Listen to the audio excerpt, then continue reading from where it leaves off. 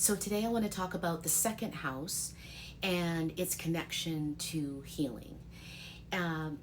If you have any planets within the second house, you want to look to what that planet represents, because the second house is the house of self-value in regards to healing. There are many keywords that we associate with each house that relate to a different part of your life. And with the second house, you've got your standard topics about your finances, your possessions, your value that you place on these possessions that you gain through the money that you make through your finances, and the value that you place on it. But the second house really is at its core, when we talk about healing, about your own value that you have within yourself and your ability to be self-sufficient, self-reliant for your own self, and the emotions and the feelings that come with a lack of value for self. This is a really important house to look at in regards to your healing, because of the value that we place, or the non-value that we're placing within.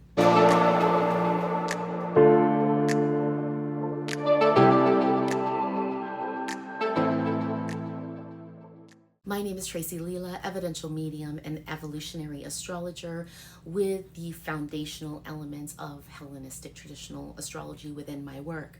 And normally I'm talking about the 12th house, but this is for those of you who may not have 12th house placements, but might also be feeling that immense amount of pain within, that lack of value, that you hide away from the world, that you don't communicate well with, that is deeply attached to your own value systems for you.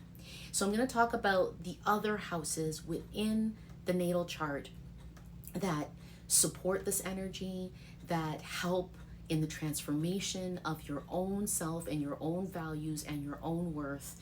And I encourage you to pull up your chart and to see, do I have any planets in the second house? And if you don't have any planets in the second house, that's okay. Do you have any planets in the other houses that I'll be talking about in this video? Because I'm just going to take a minute to go sidetrack here for a minute. But even if you don't have planets within a house, it doesn't mean that that house is not relevant for you in your life experience. We really are the 12 zodiac signs and all that they represent within our own personal experience. It's just that wherever the planets land at the moment that you took your first breath, that marks your natal chart, those house topics, that area of life is going to be more prominent in your earthly experience. But again, it's not to say that the other houses that appear to be empty are not part of your experience. They still are. So second house, self-value, self-worth. I want to first talk about the 8th house, which is the polarity point to the second house. This is so important to understand, because when we're talking about self-value and self-worth, that comes from oftentimes a lack of validation from young. It comes from abandonment, physically, emotionally, mentally, spiritually, where we weren't able to really form and shape our own value systems and love ourselves enough within where we feel validated. There is a self-sufficiency that has to come in order to be self-sustained within the second house of those value systems. And so to do that, we have to interact with other people. We need to have a polarity point where we can bounce off of others to build our own self-value. And although we have to be self-sufficient in that to self-sustain, meaning we have to do it on our own, we all have to do our own inner work, no one can do it for us, we do gain knowledge through our experience with others. So when we look at the eighth house, the eighth house is other people's resources. It is your place of transformation. It is your place of rebirth, of that death and rebirth process. Right? It's the house of soul contracts stemming from past lives. This is a karmic house. And the relationship that we have with other people and resources and debts and inheritances and that whole experience. It's a dark house, it's a deep house, it's an occult house.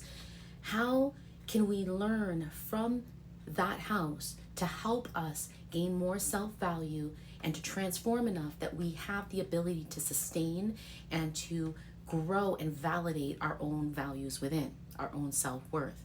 So I encourage you to look to your eighth house as well. See if there's any planets in there that is reflecting back to your second house. And what is the zodiac sign within your eighth house? The eighth house at its core is Scorpio energy. And so it is deep, it is penetrating, it's trying to get to that root cause emotionally in order to transform, in order to have a rebirth. And so you want to keep that in mind with the undercurrent of the eighth house, but also correlate the zodiac sign that you have within your eighth house to understand your experience through that deep, penetrating, transformative energy. And then you beam an eye right across it in the polarity point to your second house. Same process, understanding that the second house at its core is Taurus energy, so it's very grounded, it's very earthly energy that is of the senses. So it's encouraging you to tap and tune into your senses to create that sustaining energy for your own self-value system. Now moving on to the fourth house and the 12th house, which is a sextile to the second house. This is really supporting energy. Sextiles are supporting. It's a little bit more quiet because support is a little bit more quiet, is a little bit more gentle. If we take a look at how we are guided with our own souls and from spirit, it is a soft and gentle nudge.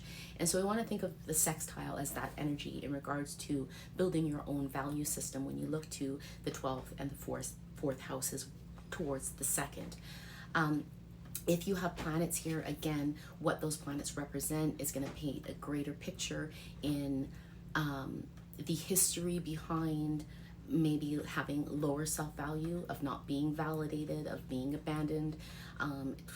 Planets in the 12th house, absolutely. You'll be able to correlate and see, okay, this makes sense to my experience of why I feel this lack of value. But at the same time, it is also supporting you because it's through that awareness, it's through that understanding, that soft, gentle nudges that says, hey, you know, you don't have this incredible self-value and worth within you because of these experiences and these people that were in your life, and this part of you within that needs to be acknowledged and aware and gained greater wisdom on in order to move past it. And so an incredible amount of conscious healing happens when we are taking a look at our natal chart and we can see the supporting energy from the 4th to the 12th. Now, if you don't have any planets in your 4th or 12th house, but you have a planet in your second house, they're still supporting energy, and they will continue to support you as the planets orbit and transit through those houses. The last one is the Quincunx aspect in regards to the connection with your second house and your values. Quincunx energy is that irritating itch that it just lingers within you, that you feel it, your sensories feel it. It touches upon, again, your values, that feeling of lack that you have within your own self, that lack of worth that you might be experienced within. And it's this itch, again, it's this irritating energy. But it all has purpose again as well. And there's so much we can, so much within a Quincunx energy that we can learn to gain greater consciousness towards our healing. Quincunx is not directly in the polarity point, but kind of the two houses that kind of branch off to the side. And it is an aversion. So you're not really being conscious. It's not smack in your face, but it's that just nagging itch that you can't scratch at. And from the second house, the quincunx would be your ninth house. And your ninth house is your belief systems. Again, there's many keywords in regards to each house, but in regards to healing, I'm focusing on just one or two keywords of what that topic of life represents and how it correlates to your value. And with the ninth house, it is belief systems. What is it within your belief systems that aren't working, that is contributing to a low self-value? And how can you begin to form a new belief system that is in alignment with the truth of the value that you do have? We all have value. The problem is that it wasn't shaped and formed to the highest potential from young. And so we continue to live out relationships and experiences that validate the lack of worth within us. And so the other house that is in quincunx to the self-value that we have would be the seventh house, which is, of course, the house of interpersonal relationships, committed relationships, one-on-one relationships, and open enemies. So we can learn the seventh house gives us a direct yet irritable understanding and conscious light as to what's going on within our value systems, right? What's happening in our one-on-one relationships with other people, interpersonal relationships. It could be anybody. It's that one-on-one relationship. What's happening with that one-on-one person that you're always having that challenge with, the open enemy? And how is it triggering how you value yourself? What is the self-sabotage that's going on within your mind that's connecting to how you feel and your emotions? That self-sabotage that says that I'm not worth it, that I'm a piece of shit, that I'm nothing, nobody loves me, nobody will ever love me, I have no value, I have no worth. It's these reflective relationships and our belief systems that are shaping the value that we are holding in, and we have the capacity to reshape it, to reform it, to build up our value. And the greater awareness, conscious awareness we have on our chart and where our planets are, what's going on in the second, what's going on in the eighth, how is this polarity point working out for me? What is it saying to me? What's going on in the quincunx energy in regards to the irritability that is connected to how I place value on myself within my belief systems and the relationships that I have with other people? And how am I being supported from the 12th house healing that needs to happen and the 4th house of home and family and childhood that is supporting and guiding and nudging me and telling me that I have value, and that you have value, and that there is an opportunity for us to break free from those old limiting patterns and create new sources of value. I also want to talk about the houses that are in aversion to your second house, which would be the first house and the third house. Aversion is houses that are right beside each other. They can't see each other. There's a blind spot going on. And so when we look at the second house being of your value, of how you see yourself and your own worth, it is in a blind spot to your first house, which is all about you here in physical form. And so if you have planets in the second house, it can be like you understand that there's a lack of value because you're feeling it all the time. You are living with this daily experience, but it's still blinded from who you really are and how you are viewed immediately from other people. Your value system is a little bit blinded from your whole physical presence here. And so with aversions, we really need to look to our chart, because that helps us shine that conscious light and be like, whoa, okay, this is why I haven't seen that. Like, I've been feeling it, but I haven't been really recognizing it. It's almost like the 12th house, where it's hidden from you. Aversion is hidden from you. And so it's like, you know it, you're living with it, but you're not really conscious. It's the subconscious energy that's just lingering there. But we need to shine some brighter light, turn the headlights on a little bit brighter. In aversion to the 3rd house, it's how is your self-value hiding from your communication in your daily life, in your community? How are you masking that lack of value when you go out into your community in the 2nd house, and you've got any planet there that is deeply personal, the moon especially, or Mercury, this is of your emotions and of your mind, or Venus of your heart.